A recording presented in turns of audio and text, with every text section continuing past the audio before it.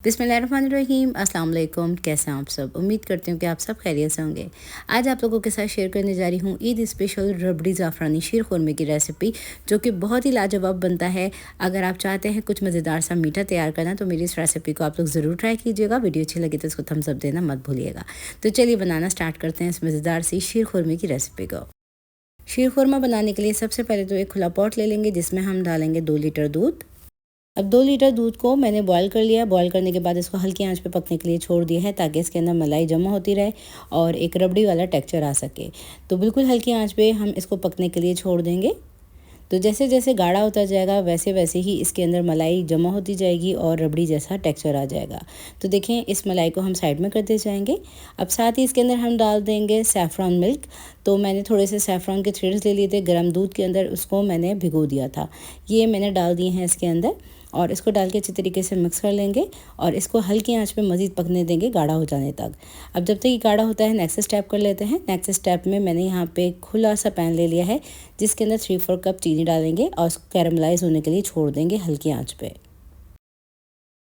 तो चीनी को बिल्कुल हल्की आंच पे कैरमलाइज़ करना है। तो देखिए, हल्का हल्का सा इसमें कलर आना स्टार्ट हो गया है।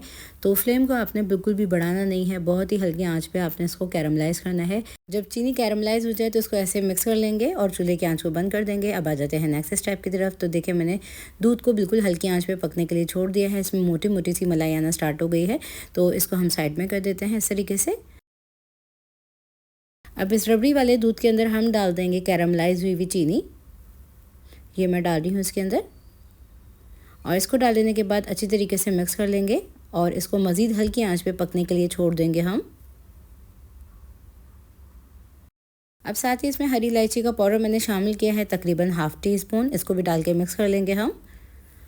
और जितना अच्छी तरीके से ये हल्की आंच पे पकेगा उतने ज़्यादा ही मज़ेदार बनेगा। अब आ जाते हैं नेक्स्ट स्टेप की तरफ। नेक्स्ट स्टेप में मैंने यहाँ पे खुला पैन ले लिया है, जिसमें 3 टेबल स्पून देसी घी डालेंगे।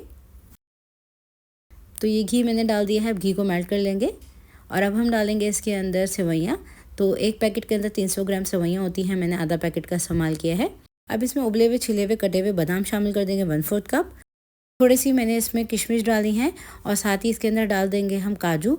तो 1/4 कप ही इसके अंदर काजू डाल देंगे हम और इसको डाल के हमने बिल्कुल हल्की आंच पे रोस्ट करना है, जब तक कि गोल्डन कलर में नहीं आ जाती तमाम चीज़ें। तो इसको खूब अच्छी तरीके से हम रोस्ट कर लेंगे। सेवइयों को और नट्स को बिल्कुल हल्की आंच पे लगातार चलाते हुए देखिए मैंने रोस्ट कर लिया है। कुछ इस तरह की शक्ल में जब आ चुके हैं तो इसमें हम डाल देंगे उबले हुए छिले हुए पिस्ते, जो कि मैं डाल रही हूँ 1/4 कप। इसी तरह से आप पिस्तों का और बादाम का इस्तेमाल कीजिएगा, इससे बिल्कुल डिफरेंट जायका आएगा। तो इसको डाल के अच्छे से मैंने मिक्स कर लिया है। अब डाल देते हैं इनको तमाम चीज़ों को हम दूध के अंदर और ये डाल देने के बाद इसको तकरीबन 15 से 20 मिनट के लिए हम मज़ीद पकाएंगे बिल्कुल हल्की आँच पे। सेवइयाँ और ड्राई फ्रूट्स डालने के बाद इसको मैंने तकरीबन 20 मिनट के लिए पकने के लिए छोड़ दिया था और ये ऑलमोस्ट हमारा शीर खुरमा रेडी हो चुका है और इसको मैंने हल्की आंच पे पका लिया है। तो अब चूल्हे की आंच को कर देते हैं बंद। जब इसको हम ठंडा करेंगे तो ये मज़ीद गाढ़ा हो जाएगा। तो बस इसको डिश आउट कर लेंगे हम। तो जब ये शीर खुरमा रूम टेम्परेचर पे ठंडा हो गया है तो इसको हम डिश आउट कर रहे हैं। तो बहुत ही मज़ेदार ज़ाफ़रानी रबड़ी नुमा शीर खुरमे की रेसिपी है। बहुत सारे शीर खुरमे की रेसिपी शेयर की है मैंने चैनल के ऊपर, लेकिन ये जो बना था बहुत ही लाजवाब बना था। ज़रूर ट्राई कीजिएगा मेरी इस रेसिपी को। अब इसको जैसे चाहें आप डेकोरेट कर सकते हैं। मेरे पास ये फ्राई किए हुए थोड़े से आलमंड्स हैं, थोड़े से कैशू हैं, थोड़े से पिस्ते हैं। इसको हम इस तरीके से डेकोरेट कर लेंगे। तो ज़रूर ट्राई कीजिए इस रेसिपी को और इसका फीडबैक देना मत भूलिएगा। मज़ीद रेसिपीज़ जानने के लिए मेरे चैनल को ज़रूर से कर लीजिएगा सब्सक्राइब।